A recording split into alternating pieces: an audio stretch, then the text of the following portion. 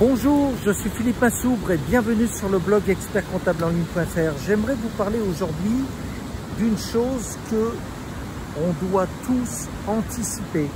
La crise du coronavirus est en fait la pire crise de l'humanité depuis que l'économie moderne existe. Et alors j'aimerais vous parler de la crise de 1929 qui était dans l'histoire de l'économie en fait considérée par les macroéconomistes comme la pire chose qui soit jamais arrivée au monde économique. Eh bien en fait, on va devoir réviser les choses car la crise du coronavirus va être bien pire que la crise de 1929. Pourquoi?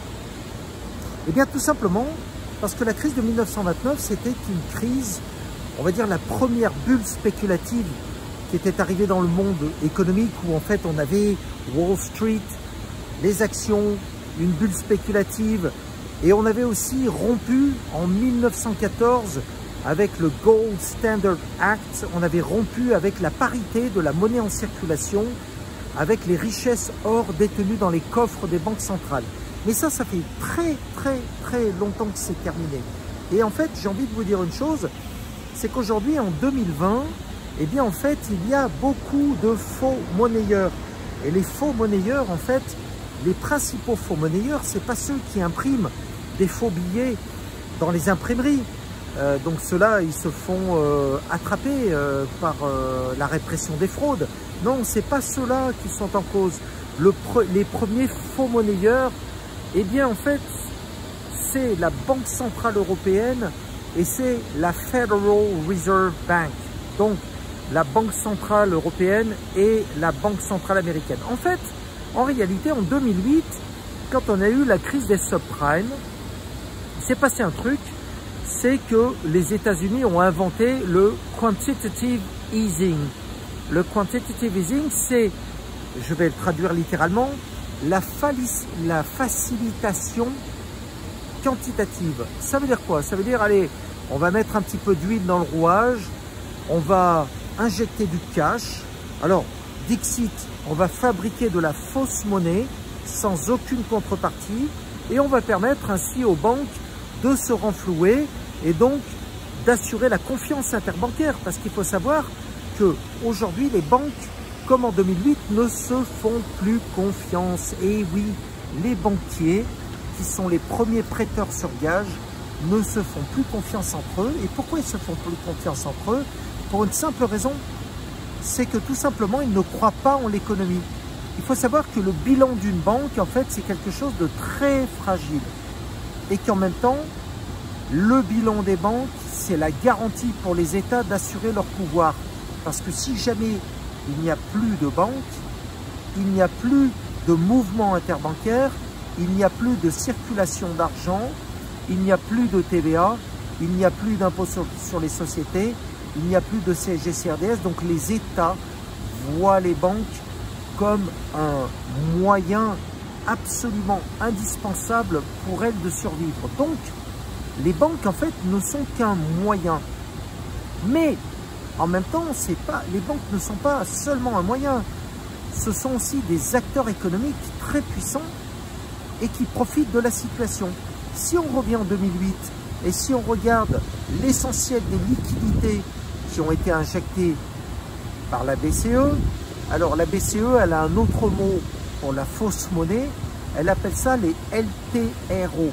Donc la Banque Centrale Européenne a quand même injecté 3 000 milliards de fausses monnaies dans l'économie entre 2008 et 2015. On va dire que c'est là qu'il y a eu le gros, on va dire, de l'injection de cash de la BCE.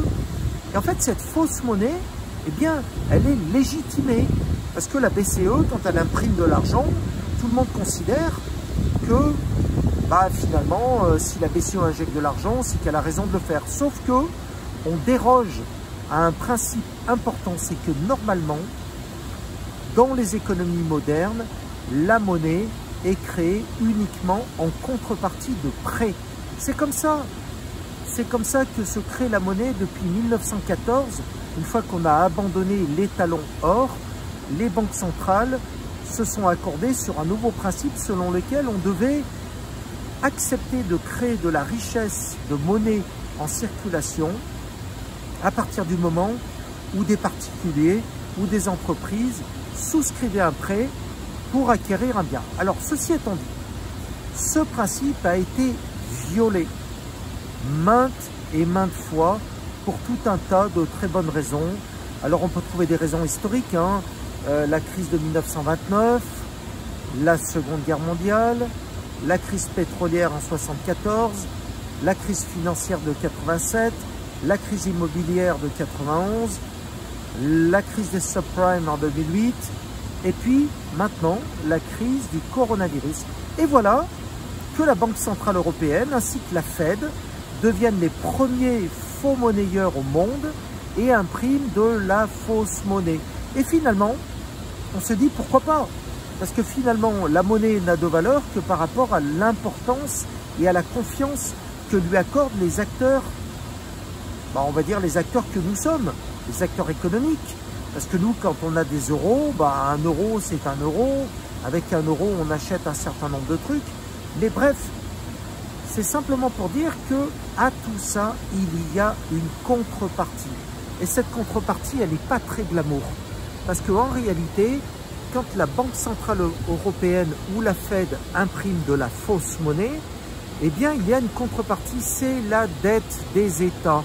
Et là, si on regarde depuis la Seconde Guerre mondiale, eh bien, la France se surendette, les États-Unis se surendettent, la Chine, même elle, qui a plein de ressources dollars, la Chine est en train de s'endetter. Même l'Arabie Saoudite, qui a d'énormes ressources, on va dire en termes de réserves de cash dollars, est en train de s'endetter. Pour la première fois de son histoire, l'Arabie Saoudite a commencé à s'endetter il y a environ 3 ans. Bref, tout ça pour dire qu'à un moment donné, eh bien, ce qui est vrai au niveau des particuliers va s'appliquer au niveau des États. C'est-à-dire, lorsque l'on gagne 1000, on ne peut pas dépenser 1200 ad vitam aeternam. Pourquoi? Eh bien, tout simplement parce qu'il y a des équilibres, à respecter. Et que font les États? Eh bien, en fait, ils reportent cette dette qu'ils ont souscrite pour combler, en fait, cette monnaie papier. Ils la reportent sur les contribuables. Contribuables, vous êtes les dindons de la farce. Donc, si vous n'avez pas encore compris que c'est vous qui payez l'addition, c'est que vous n'avez pas encore compris un principe essentiel, c'est que fondamentalement, les marchés financiers distinguent l'économie réelle de l'économie virtuelle. Mais en réalité, c'est une fausse distinction. Il n'y a que l'économie réelle.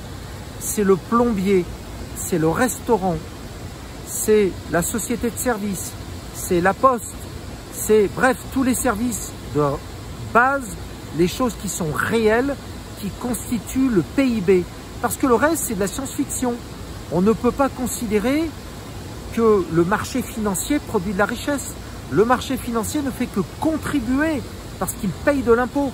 Mais en réalité, c'est un parasite qui vit sur l'économie, qui vit sur la macroéconomie.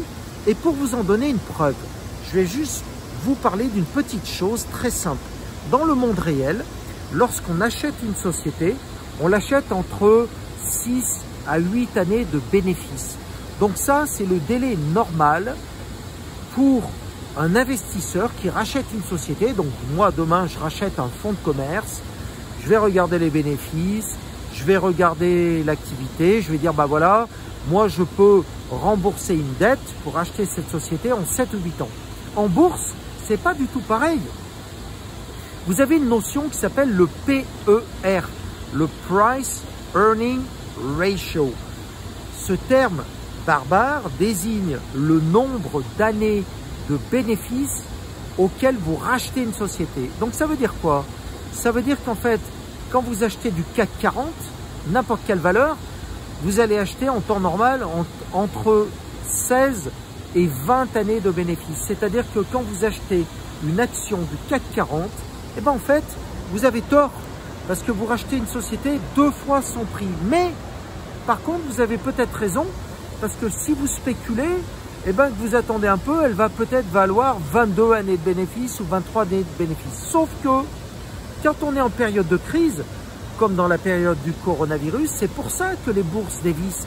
Les bourses dévissent parce qu'elles reviennent à la valeur économique fondamentale des sociétés. Donc, les petits épargnants que nous sommes et les petites gens que nous sommes devons prendre conscience des grands mouvements macroéconomiques.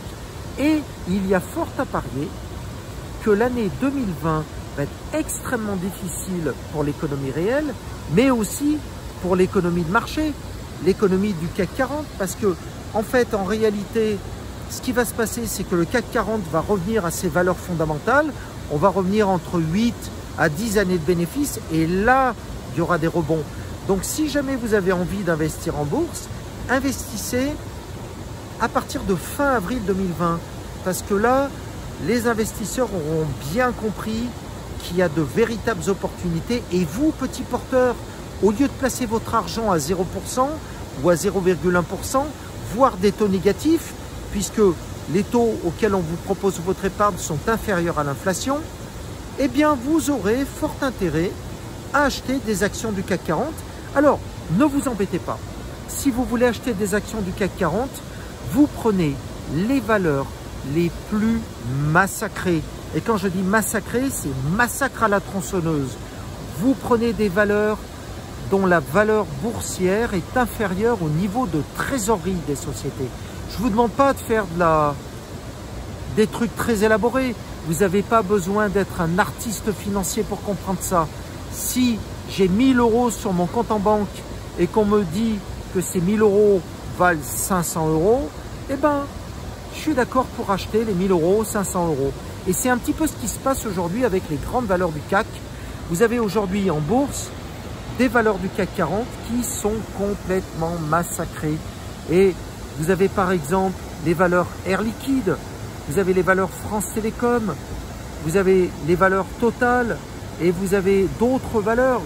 J'en ai cité 3 au hasard, mais elles sont complètement massacrées. Par contre, je vous invite à être extrêmement prudent sur les valeurs financières, parce que les valeurs financières, eh ben non, même si elles sont massacrées, elles méritent d'être massacrées, parce qu'elles ne valent rien et elles étaient largement surévaluées avant la crise. Donc voilà, je ne suis pas en train de vous donner un conseil boursier, je suis simplement en train de vous inviter à regarder la grande image. Il y aura un avant-coronavirus, il y aura un après-coronavirus, et aujourd'hui on est en train de vivre un moment historique où en fait on revient aux valeurs fondamentales. C'est-à-dire, j'achète un truc, combien ça vaut?